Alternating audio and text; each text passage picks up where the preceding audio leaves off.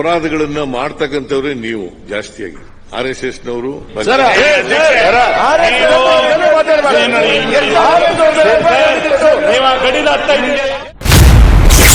ವಿಧಾನಸಭೆಯಲ್ಲಿ ಬಿಜೆಪಿ ಕಾಂಗ್ರೆಸ್ ಮಧ್ಯೆ ಆರ್ಎಸ್ಎಸ್ ಸಂಗ್ರಾಮ. ದ್ವೇಷ ಬಿತ್ತುವವರು ಆರ್ಎಸ್ಎಸ್ ಎಂದ ಸಿಎಂ, ಬಿಜೆಪಿ ಕೆಂಡ.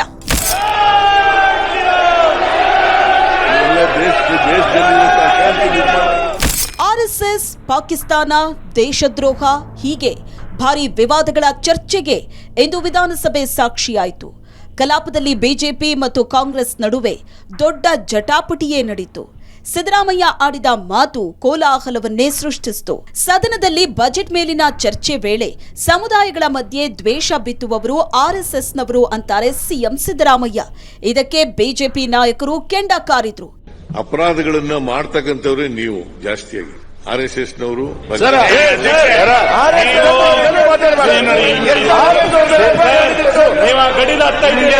ದೇಶದ ರಾಜಕಾರಣ ಮಾಡೋರೇ ಇವರು. ಆರ್ಎಸ್ಎಸ್ನವರು ಪಾಕಿಸ್ತಾನ ಏಜೆಂಟ್ ಅಂತ ಮತ್ತೆ ಸಿದ್ದರಾಮಯ್ಯ ಕಿಡಿ ಹಚ್ಚಿದ್ರು. ನೀವು ಪಿಎಫ್ಐ ಏಜೆಂಟ್ ಅಂತ ಅಶೋಕ್ ತಿವಿದ್ರು. ನೀವು ದೇಶ ಒಡೆದವರು ಅಂತ ಮತ್ತೆ ಸಿಎಂ ಹೇಳಿದ್ರೆ, ನೀವು ಪಾಕಿಸ್ತಾನ ಪರ ಅಂತ ಅಶೋಕ್ ತಿರುಗೇಟು ನೀಡಿದ್ರು. ಈ ವೇಳೆ ಜೈ ಶ್ರೀರಾಮ್, ಆರ್ಎಸ್ಎಸ್ ಜಿಂದಾಬಾದ್ ಅಂತ ಕೇಸರಿ ನಾಯಕರು ಘೋಷಣೆ ಮೊಳಗಿಸಿದ್ರು.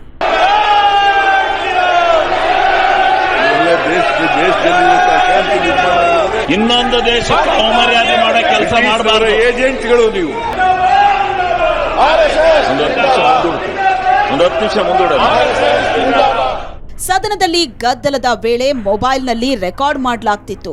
ಈ ವೇಳೆ ದೃಶ್ಯ ಸೆರೆ ಹಿಡಿದವರ ವಿರುದ್ಧ ಕ್ರಮಕ್ಕೆ ಶಾಸಕ ನರೇಂದ್ರ ಸ್ವಾಮಿ ಒತ್ತಾಯಿಸಿದ್ರು.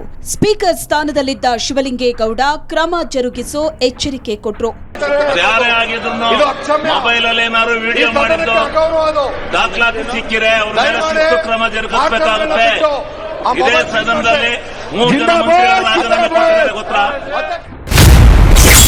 ಕೈ ಕಮಲ ಮಧ್ಯೆ ಕಲಾಪದಲ್ಲಿ ಅಂಬೇಡ್ಕರ್ ಫೈಟ್. ಸೈಲೆಂಟ್ ಇದ್ರೆ ಸರಿ, ಹೊರಗ್ ಬಿಸಾಡ್ತೀನಿ ಎಂದ ಸ್ಪೀಕರ್. ಕಲಾಪದಲ್ಲಿ ಅಂಬೇಡ್ಕರ್ ಸೋಲಿಗೆ ಕಾಂಗ್ರೆಸ್ ಕಾರಣ ಅಂತ ಬಿಜೆಪಿ ಕಿಡಿಕಾರಿತ್ತು. ಈ ವೇಳೆ ಪ್ರಿಯಾಂಕ್ ಖರ್ಗೆ ನನ್ನ ಸೋಲಿಗೆ ಕಾಂಗ್ರೆಸ್ ಕಾರಣವಲ್ಲ, ಸಾವರ್ಕರ್ ಕಾರಣ ಅಂತ ಅಂಬೇಡ್ಕರ್ ಬರೆದಿದ್ದ ಪತ್ರವನ್ನ ಓದಿದ್ರು. ಇದೇ ವಿಚಾರಕ್ಕೆ ದೊಡ್ಡ ಹೈಡ್ರಾಮಾವೇ ನಡೀತು. ನವಾಜ್ ಶರೀಫ್, ಮೋದಿ ಇರೋ ಫೋಟೋ ಪ್ರದರ್ಶಿಸಿ ಪ್ರಿಯಾಂಕ್ ಖರ್ಗೆ ಟಾಂಗ್ ಕೊಟ್ರು.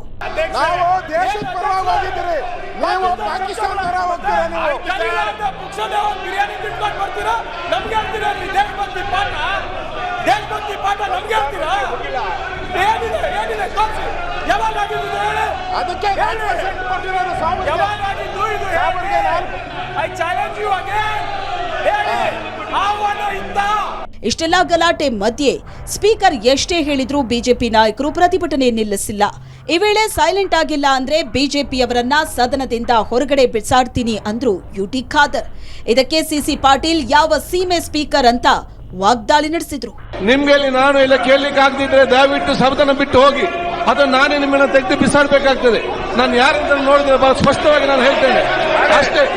ಇದಕ್ಕೆ ಆಯ್ತು, ಒಂದು ಹೋಗಿ ನೀವು ಹೊರಗಡೆ ಬಿಸಾಡಂತೆ ಎತ್ತಿ ಹೊರಗೆ ಬಿಸಾಡಂತ ಹೇಳಿ ಅದಕ್ಕೆ ಆಯ್ತು. ಈಗ ಮಾನ್ಯ ಮುಖ್ಯಮಂತ್ರಿ ಮುಂದುವರಿಸಿ. ಯಾವ ಅಧ್ಯಕ್ಷರು ಏನ್ ಮಾತಾಡಿಲ್ಲ. ಆಯ್ತು, ಮಾನ್ಯ ಮುಖ್ಯಮಂತ್ರಿ ಉತ್ತರ ಮುಂದುವರಿಸಿ. ಇದೇ ಸೀಮೆ ಅಧ್ಯಕ್ಷ. ನೀವು ಅಲ್ಲಿ ಕೂತು ಬಿಸಾಕ್ತಿರತ್ತೀರಿ, ಅಲ್ಲಿ ಕೂತವರು ಒದ್ದು ಅಧಿಕಾರ ತಗೋತೀರ. ಆಯ್ತು ಆಯ್ತು, ಕೂತ್ಕೊಳ್ಳಿ. ಮುಖ್ಯಮಂತ್ರಿಗಳೇ ಆಯ್ತು, ಮುಖ್ಯಮಂತ್ರಿಗಳೇ ಹೇಳ್ಬೇಕು ಒದ್ದು ಅಧಿಕಾರ ತಗೋತಾರೆ. ನೀನು ಅಶೋಕ್ ಹೆಸರು ಹೇಳೋದು ಹೇಳಿದೀನಿ, ನಮ್ಮ ಹೆಸರು ಹೇಳ್ತೇನೆ.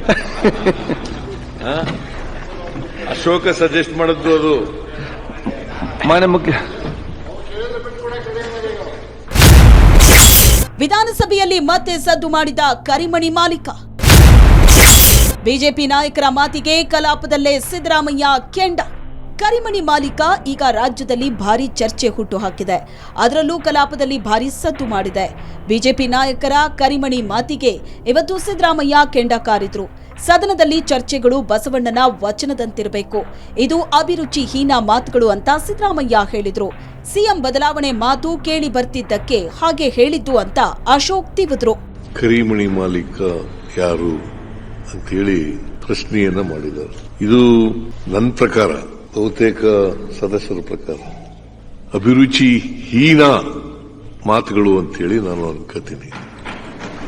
ವಿರೋಧ ಪಕ್ಷದ ನಾಯಕರಾದಂಥ ಮಾನ್ಯ ಅಶೋಕ್ ಮತ್ತು ಹಿರಿಯ ಸದಸ್ಯರಾದಂಥ ಸುನಿಲ್ ಕುಮಾರ್ ಅವರಿಂದ ಇಂಥ ಮಾತುಗಳನ್ನು ನಿರೀಕ್ಷೆ ಮಾಡಿರಲಿಲ್ಲ ಅಂತೇಳಿ ಸದನದಲ್ಲಿ ತಿಳಿಸಲಿಕ್ಕೆ ಬಯಸ್ತಾ ಇದ್ದೇನೆ.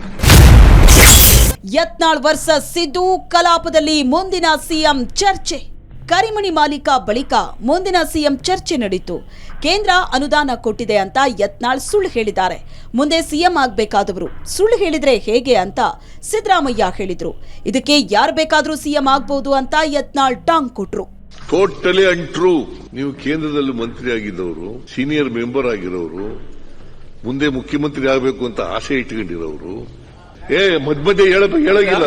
ಯಾಕೆ ಅಧ್ಯಕ್ಷರ ಅವರೇ ಅಟ್ಟೆ ಆಗ್ಬೇಕನ್ನು ಯಾರಿದ್ದವರು ನಾವು ಯಾಕೆ ಆಗ್ಬಾರ್ದು? ಸಾಮಾನ್ಯ ಒಬ್ಬ ನಂದೇನ್ ತಕರಾರು ಇಲ್ಲ. ಅವ್ರು ಏನ್ ಹೇಳಿದ್ದಾರೆ? 224 ಜನರಲ್ಲಿ ಬೇಡ ಅಂತ ಹೇಳಿಲ್ಲ. 224,75 ಜನರಲ್ಲಿ ಯಾರು ಬೇಕಾದ್ರೂ ಆಗ್ಬೋದು. ಸದನದಲ್ಲಿ ಎಸ್ಸಿ-ಎಸ್ಪಿಟಿ ಕಾಯ್ದೆ ಚರ್ಚೆ ವೇಳೆ ವಾಕ್ಸಮರ ತಾರಕಕ್ಕೇರಿತ್ತು. ಈ ವರ್ಷ 42,000 ಕೋಟಿ ಖರ್ಚು ಮಾಡ್ತೀವಿ ಅಂತ ಸಿಎಂ ಹೇಳಿದ್ರೆ ಬಿಜೆಪಿಯವರು ಸಿದ್ದರಾಮಯ್ಯನವರ ಕಾಲೆಳೆದ್ರು. ಈಗ ಈ ವರ್ಷ ಮುಂದಿನ ವರ್ಷ ಎಷ್ಟು ಗೊತ್ತಾ ಖರ್ಚು ಮಾಡ್ತಾ ಇರೋದು ನಾವು? 42,018 ಕೋಟಿ. ಆಕ್ಟ್ ಮಾಡಕ್ಕೆ ಮುಂಚಿತವಾಗಿ ಖರ್ಚು ಮಾಡಿದ್ದು 5 ವರ್ಷ ಯಡಿಯೂರಪ್ಪನವರು, ಸದಾನಂದ ಗೌಡ ಅವರು, ಆಮೇಲೆ ಜಗದೀಶ್ ಶೆಟ್ಟರು ಅವರಿಬ್ರು 3 ಜನ ಖರ್ಚು ಮಾಡಿದ್ದದ್ದು 35,464 ಕೋಟಿ ರೂಪಾಯಿ ಪ್ರೊವೈಡ್ ಮಾಡಿ 29,452. 4 ವರ್ಷದಲ್ಲಿ 1,80,000 ಕೋಟಿ ಖರ್ಚು ಮಾಡೋದು. ಇದೆಲ್ಲದರ ಮಧ್ಯೆ ಸಿದ್ದರಾಮಯ್ಯ ನಾವು ನುಡಿದಂತೆ ನಡೆದಿದ್ದೀವಿ, ನಾವು 5 ಗ್ಯಾರಂಟಿ ನಿಲ್ಲಿಸಲ್ಲ ಅಂತ ಶಪಥ ಮಾಡಿದ್ರು. ಅಪಪ್ರಚಾರ ಮಾಡಿದ್ರೆ ಏನೂ ಆಗಲ್ಲ ಅಂತ ಕೇಸರಿ ನಾಯಕರ ವಿರುದ್ಧ ವಾಗ್ದಾಳಿ ನಡೆಸಿದ್ರು. ನಾವು ನುಡಿದಂತೆ ನಡೆದಿದ್ದೇವೆ, ಕೊಟ್ಟ ಮಾತಿನಂತೆ ನಡ್ಕೊಂಡಿದ್ದೇವೆ, 5 ಗ್ಯಾರಂಟಿ ಯೋಜನೆಗಳನ್ನು ಜಾರಿ ಮಾಡಿದ್ದೀವಿ. ಮತ್ತೆ ಯಾವ ಕಾರಣಕ್ಕೂ ಕೂಡ ನಮಗೆ ಜನ 5 ವರ್ಷ ಅಧಿಕಾರ ಮಾಡಿ ಅಂತ ಅವಕಾಶ ಕಲ್ಪಿಸಿಕೊಟ್ಟಿದ್ದಾರೆ, ಆಶೀರ್ವಾದ ಮಾಡಿದ್ದಾರೆ. ಯಾವ ಕಾರಣಕ್ಕೂ ಕೂಡ ಈ 5 ವರ್ಷದಲ್ಲಿ ಯಾವ ಕಾರ್ಯಕ್ರಮನೂ ಕೂಡ ನಿಲ್ಲಿಸಲ್ಲ. ಬ್ಯೂರೋ ರಿಪೋರ್ಟ್, ಏಷ್ಯಾನೆಟ್ ಸುವರ್ಣ ನ್ಯೂಸ್.